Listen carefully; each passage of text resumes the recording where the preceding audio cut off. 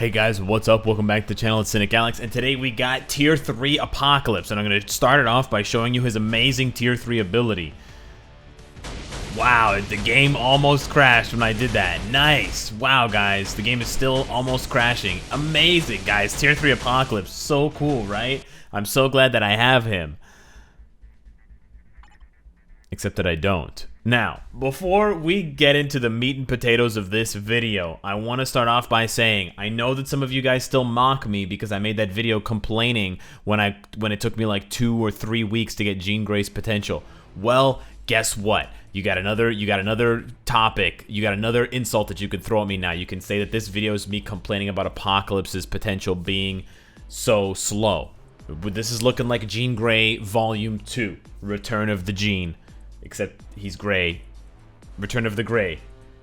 But he's not Jean. He's Apocalypse, but he also has Jean colored, because Jeans are usually blue. Anyways, listen, am I upset that what is this video? Am I upset that my Apocalypse's potential is taking a long time? Yes, I am. But I'm here to tell you something else. I'm here to tell you the title of this video. I'm here to tell you the thumbnail of this video.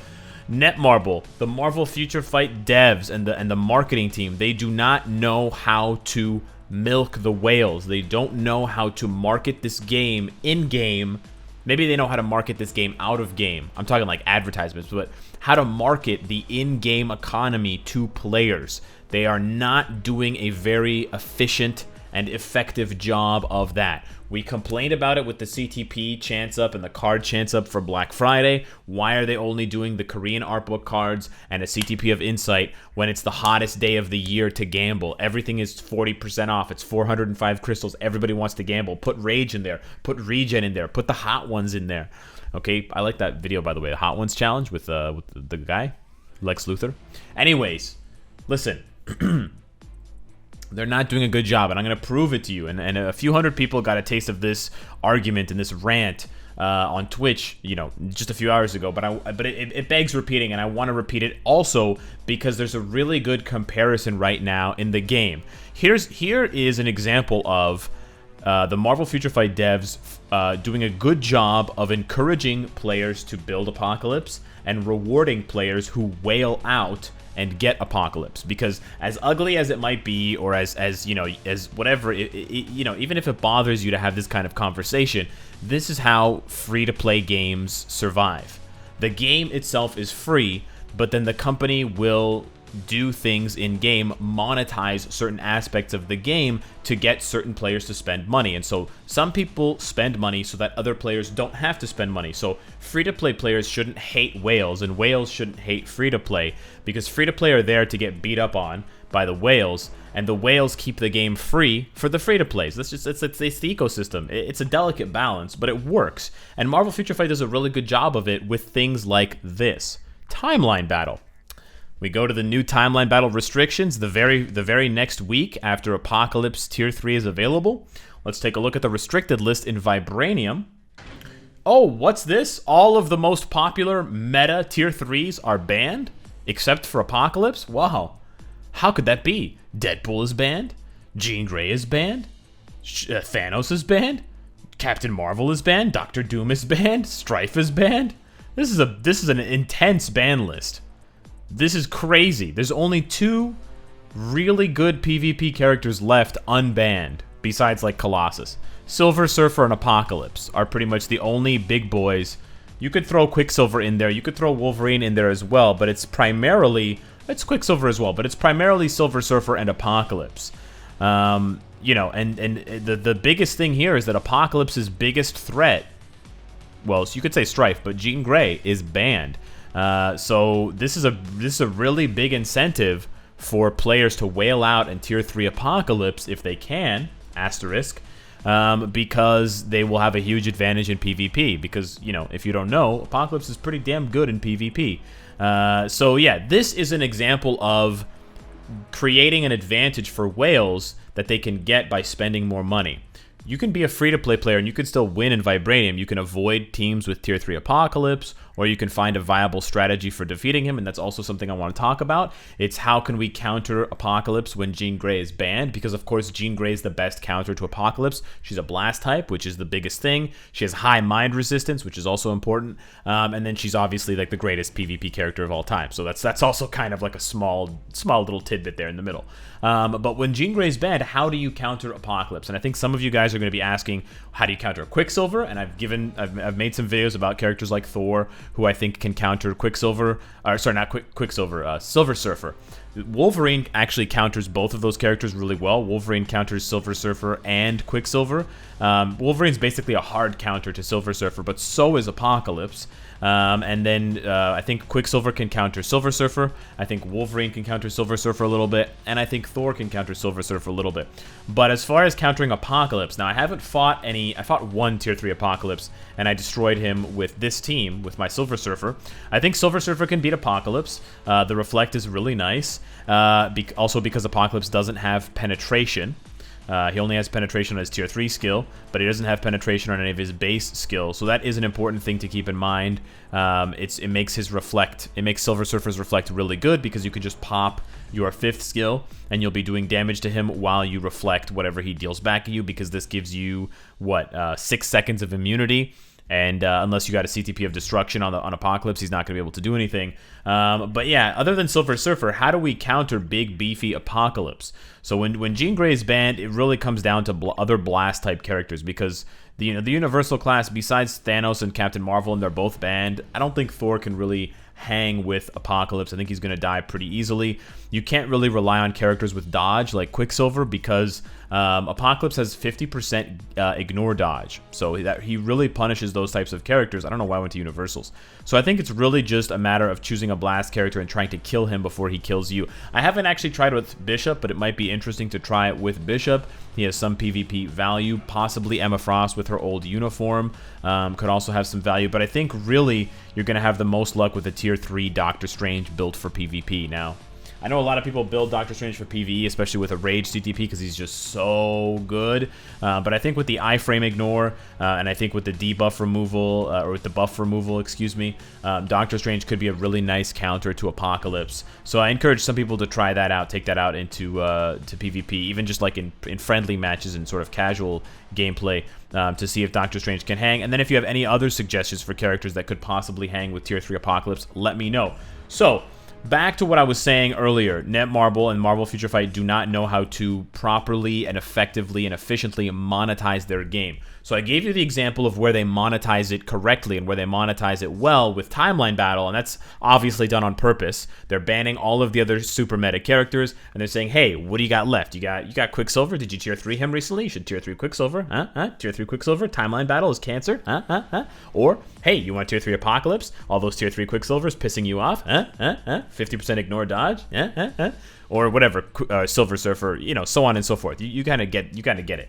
But here's a way that they don't monetize the game properly. And you might say, well, Cynicalex, it doesn't really matter if they monetize the game properly or not, but it does matter, because if the game isn't monetized properly and the game doesn't succeed monetarily, financially, then we know what that means, guys. If a mobile game doesn't make any money, you know what happens. If a restaurant opens and no one goes to the restaurant, what happens to the restaurant? It doesn't stay there forever, guys. I don't want to say it. I don't want to make anyone sad, but you know what happens, okay, guys? So it's important for Marvel Future Fight to properly monetize their game. It's also important for me to speak out when Marvel Future Fight is doing a negative job of monetizing their game, or monetizing their game in a way that I think is toxic, or in a way that I think is too predatory, like with the ultimates and sort of gambling for characters, which is the core of the game. I think that's wrong. But in the case of Apocalypse and in the case of other characters, it's really senseless. It makes no sense at all to introduce the character, like introduce their potential, allow them to unlock their potential in an update, and then very soon after that update, you have a ranking event. The ranking event's about to expire. It expires in 8 hours. So if you're one of the people who was unlucky and you didn't unlock Apocalypse's potential, there is no possible way that you could get a rank 1 or even like a top 100 Apocalypse. It's completely impossible. You could have had the rank 1 Apocalypse for the past 2 years since he was introduced. You could have an Apocalypse with all... You could have given him Odin's Blessings. You could have given him a CTP. You could have had him completely maxed out as a level 60 Apocalypse like this. And then as soon as he got his uniform, you could have instantly got it to Mythic. But if you just got unlucky with RNG on his potential, there's absolutely no way you could even be maybe in the top 500. Because not getting to level 70 is huge. Not getting to Gear 25. Not getting to Tier 3. And then most importantly, not being able to do type enhancement. And we all know how savage the RNG is on type enhancement. So the weird thing is, Marvel Future Fight, the devs are leaving money on the table. They're basically saying to all the whales who wanted to compete for a top rank Apocalypse, we only want some of you. So imagine you have a restaurant and you say, guys, we're opening today, and we've got this new plate of food. It's called the Apo. And this Apo is this very delicious fruit, this rare, delicious fruit flown in from the jungle, and it tastes like marshmallows and candy, and it tastes like, you know, heaven. It tastes like a rainbow, and it costs $1,000, this Apo fruit. Okay, and we're opening the restaurant, but when you walk into the when you walk into the restaurant, we're randomly going to choose if you can buy it or not. It doesn't matter if everyone who walks into the restaurant wants to buy it and has the money, the $1,000 in hand to buy the fruit, the Apo fruit. We're not gonna take your money. We have unlimited fruit, by the way, guys. We got unlimited fruit here. We got unlimited Apo fruit. We can give out this fruit to 1 million people, but even if 1 million people walk through the door, we're only gonna give this fruit to about half of you. The other half, yeah, we don't want your money. Just leave. That's basically what they're saying, because it doesn't make any sense. Why would you have a ranking event for a character that just got their potential? You're rolling the dice, you know. And I'm not making this big fuss because it affects me, because I wasn't gonna go for a high rank Apocalypse anyways. I don't really care. It's not about the rewards themselves. It's not about the crystal rewards, because what was I gonna get? I was gonna be here or here. So I'm gonna get what, maybe 60 crystals or 100 crystals? I'm not crying over 40 crystals, guys. I'm not gonna complain about that. I don't care. But if the game, the game wants to, you know, the game wants to be successful forever, and I want the game to be successful forever, and I hope if you're watching this video, you also want the game to be successful for as long as possible. This is a way that they can make the game more successful. They can do one of two things. It's a very easy fix here, guys, because this is an obvious fuck up. So it's a very easy fix. One, they can give the players a way to pay, either through real money or through crystals, pay for the potential. Pay to unlock the potential. Pay 3,000 crystals, pay 5,000 crystals. It doesn't matter. That's one way. And then all of the whales that want to compete for that character can do so. Because imagine this is going to happen again and again in the future. It's happening less and less because most characters now are introduced with their potential by default. But it's the same thing for like old super popular characters. Imagine, you know, you're the #1 Adam Warlock fan. I know there's tons of Dormammu fans out there. I know there's tons of Odin fans out there. What if you really want to compete for the rank 1 Odin when he finally gets his rework and his tier 3? But you get screwed on his potential, so you can't. So you're basically just left on the sidelines being like, okay, I guess I'm not going to spend any money. I guess I'll just go spend my money on something else. That's basically what Marvel Future Fight is telling you to do if you don't get lucky on the potential unlock for that character. So first thing they can do is let the players pay to unlock the potential. So the players that want to pay, they can pay and they can accelerate it. And the players who don't want to pay, they don't have to pay, and then they can just either unlock it in 1 day or 2 days or 2 weeks, however long it takes. You know, it's also an incentive for content creators, because then they can pay and they can bring the content out to you guys faster. And then that's good, because then I can tell you guys faster. You know how many people I've had to tell? Sorry, I don't really know much about Apocalypse. I don't have him at tier 3. I can't tell you if he's a good tier 3. I don't want to tell people that. I want to tell people what I know about Apocalypse, but I don't know because I don't have him at tier 3. So it's also an incentive for content creators.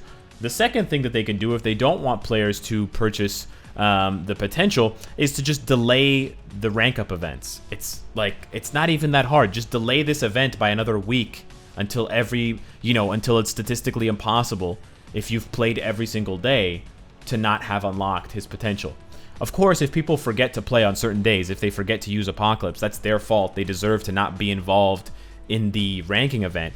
But why would you hold a ranking event like a week after, when you know that your RNG is so shitty that there are still a lot of players, at least like 20-30% of players, who haven't unlocked the potential despite trying every single day? It just makes absolutely no sense to me. It's completely... There's completely nonsense. It's complete nonsense. And I know things in video games, I know things in mobile games like artificial scarcity and how that sort of plays into psychology and gets players to spend more, but this is not a case that's not present here.